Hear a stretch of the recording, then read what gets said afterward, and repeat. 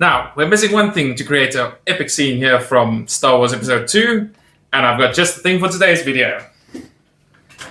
Jango Fett Starfighter. Let's go! So, here we are, 23 years later, and we finally have Jango Fett Slave 1 back on shelves, or Jango Fett Starfighter. I won't go too much down the rabbit hole of the name change there, but it's just great to have this set back on shelves. I know there was the bigger UCS one as well, and that is a nice ship all in of itself. But it's always great to get the play scale versions, and this one fits nicely with the Obi-Wan Starfighter. Now, this one comes with a little bit of a downgrade in Jango Fett. He doesn't have the arm printing, which is nice from the other one. But, you know, they threw in another Kaminoan minifigure, finally, in Lama Su. And that is always nice to get, because it's also one of those figures that everybody keeps asking for. We always want, we need more of them, so we can actually create the clone armies that we have. But this one is set number 75433, comes with 707 pieces, and retails for 1,399 Rand in South Africa, and then also $69.99 and 69.99 euros. So this one is obviously that smaller scale that LEGO has been doing with all their Star Wars ships. I think it's to make it a little bit more cost effective.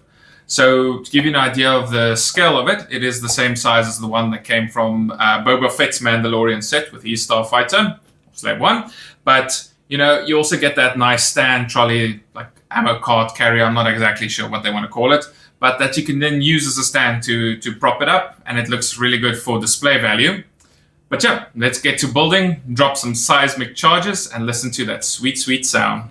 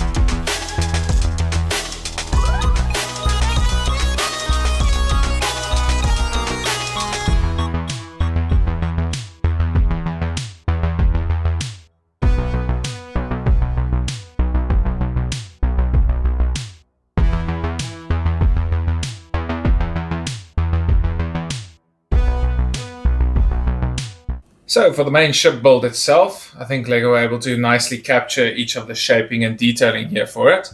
The Slave One is one of those interesting ships. It's got like quite a unique shape to it, which is always cool to see in the Star Wars universe. And I think they were able to bring it to life here. Now they've been doing a few of these over the years, but I think they've now got it down to kind of like a science here. And you're getting exactly what you're looking for with the ship. It's also got here on the front wing flap, so they're connected to each other, and that can twist and turn for landing mode or for attack battle. And the cool thing, even on the small scale, is that you can actually fit both Boba and Jango inside, and it does close up. And going down to the bottom here, you've also got 4 stud shooters. You can just launch these, see if I can shoot at the camera. They're probably going to go flying everywhere, but they are very effective. Don't always like to play with the sets and shoot them away just because I can't find the studs afterwards, but they are there for those who want to try it out. Taking a look at the back here, you can see there is a lot of anti-studs, but they did try and create that shaping for the engines and thrusters there. And then here's also the hatch where you're going to launch the seismic charge from. So just to show that function in action, here at the front there's a lid with your seismic charge. You just load it up in there, close it, and then pull on this tab here, and you drop the seismic charge.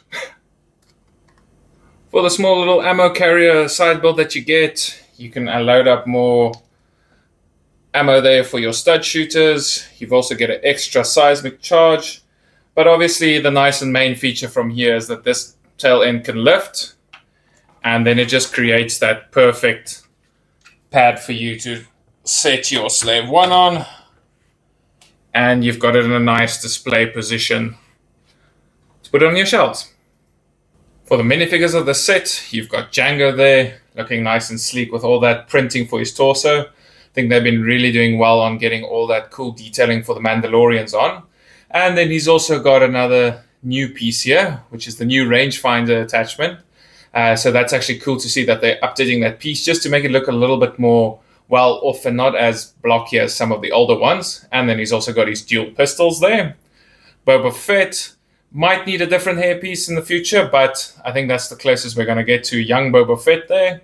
And then obviously one of the star features here in Lama Su, the Kaminoan.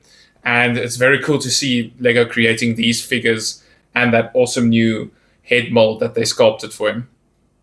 And then here you can see Boba Fett and Jango also has dual-sided faces, which is always nice to get, as well as Jango having his gunmetal grey jetpack there. And he also comes with extra hair when you take off the helmet. So, Jango Fett Starfighter.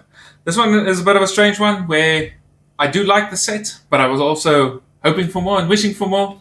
Strange combination that, but you know, it is still a nice model to get, and especially after having to wait so long for the return of this one, it's nice that we get a UCS model and a Playscale model in the same year. Obviously, the big draws here is your minifigures as well. You need this set if you want Lama Su. It's the only way you are going to get this Kaminoan minifigure. Jango Fett is a bit of a downgrade, but to a cheaper set where you can get Jango Fett in, it's always great. And then Boba Fett, it's the same one as the big UCS, so you're not missing out with anything there. I think if you're looking for something to play with or a smaller model, this fits your budget. It does the job and it does it well. If you're looking for that sleekness and like the amazing over-the-top builds, you're going to want to go for the UCS model. The nice thing with this one as well is, just kept it to the side here, is that it does fit with your Obi-Wan Kenobi Starfighter if you were able to get that one, and then the same kind of range size-wise as well.